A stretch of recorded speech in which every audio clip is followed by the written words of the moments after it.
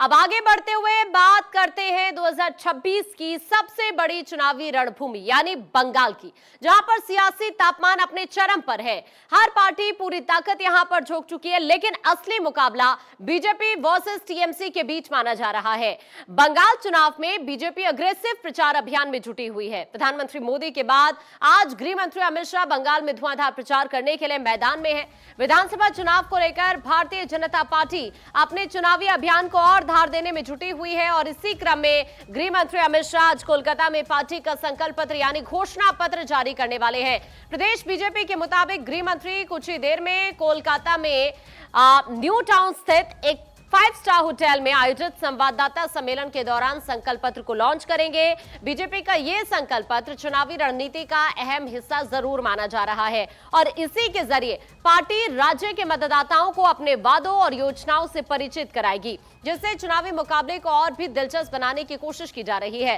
प्रधानमंत्री मोदी ने कल बंगाल में 3 बड़ी चुनावी रैली की। उन्होंने हल्दिया, आसनसोल और बीरभूम में जनसभा की। इस दौरान प्रधानमंत्री मोदी ने बंगाल की जनता को 6 गारंटी दी थी। वही गारंटी बीजेपी के संकल्प पत्र में होने की संभावना भी है। आपको कल प्रधानमंत्री नरेंद्र मोदी ने जो गारंटी दी थी, अब जरूर ये भी जान लेनी चाहिए। देखिए, प्रधानमंत्री मोदी की तरफ से कई बातों का जिक्र किया गया। भय के माहौल में आज लोगों को बार बार कानून से मदद मांगनी पड़ती है, लेकिन हमारी सरकार में आपको न्याय मिलेगा, ये प्रधानमंत्री मोदी ने गारंटी दी है। सरकारी सिस्टम जनता के लिए जवाबदेह होगा। घोटाले, दुष्कर्म, हर क्राइम की फाइल खुलेगी। जिसने भी करप्शन किया है उसकी जगह जेल में ही होगी। मंत्री हो या फिर संतरी, जनता का पैसा नहीं खाने देंगे।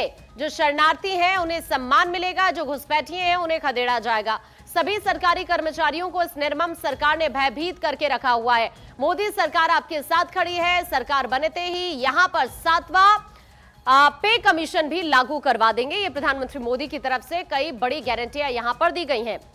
अब इसके अलावा बीजेपी और क्या क्या गारंटी दे सकती है, इसके लिए हम बात करेंगे। हमारे सहयोगी अक्षय हमारे साथ जुड़ चुके हैं। अक्षय का सीधा रुख कर लेते हैं। अक्षय, जाहिर सी बात है प्रधानमंत्री मोदी ने कई गारंटियों का तो जिक्र किया, लेकिन आज जब गृह मंत्री अमित शाह ये घोषणा पत्र जारी करेंगे तो बंगाल की जनता टकटकी लगाकर देख रही है कि बीजेपी क्या बड़े ऐलान करेगी इसमें आज। अक्षय, देखिए, बिल्कुल सबसे बड़ी बात यह है कि केंद्रीय गृह मंत्री अमित शाह संकल्प पत्र जो बीजेपी अपना घोषणा पत्र को कहती है, विजन डॉक्यूमेंट को आज पेश करने जा रहे हैं बंगाल की जनता के सामने।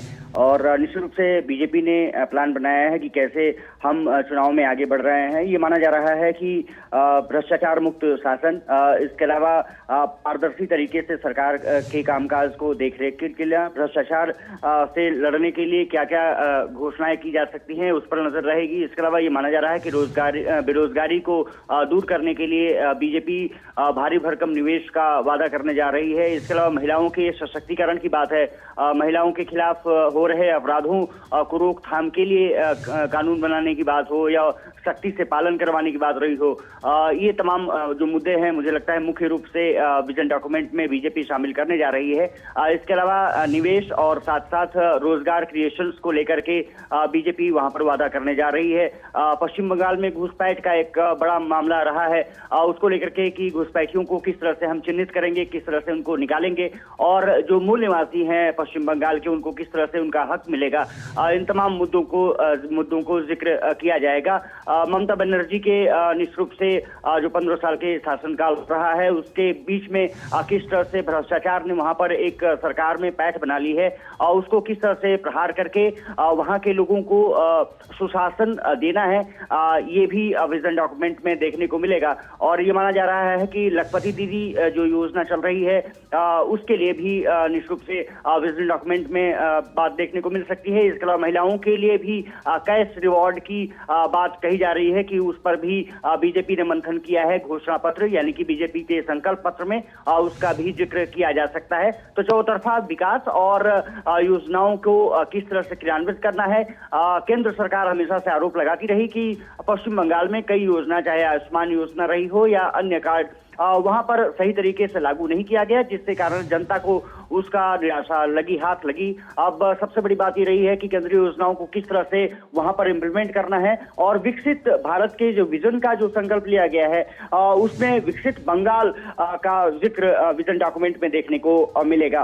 तो कहा जा सकता है कि 11:15 बजे के आसपास जब नोवोटेल होटल में केंद्रीय गृह मंत्री अमित शाह अपनी टीम के साथ जब घोषणा पत्र जारी करेंगे, जिसमें कि शुभेंदु अधिकारी सहित पश्चिम बंगाल के तमाम बड़े नेता मौजूद रहेंगे। बिल्कुल अक्षय, लेकिन महिलाओं का जो फैक्टर है ये अपने आप में की फैक्टर साबित हुआ है। इससे पहले अलग अलग राज्यों में भी अगर हम समीकरणों को समझने की कोशिश करते हैं तो कुल मिलाकर आज का ये घोषणा पत्र, एक तो अगर महिलाओं की बात करें तो उस पर फोकस्ड भी नजर आ सकता है। इसके अलावा अगर हम यूथ की बात करें तो यूथ पर भी पार्टी का खासा फोकस रह सकता है। और फिर बंगाल के अंदर कानून व्यवस्था तो एक बड़ा मुद्दा है ही पलायन के साथ साथ। अक्षय, देखिए सबसे बड़ी बात ये रही है कि रोजगार और बेरोजगारी वहां पर बहुत ज्यादा बढ़ी है और साफ तौर पर है कि जिस तरह से वहां पर छोटे और मझोले उद्योग बंद हुए हैं वो निश्चित रूप से चिंता का सबब रहे हैं।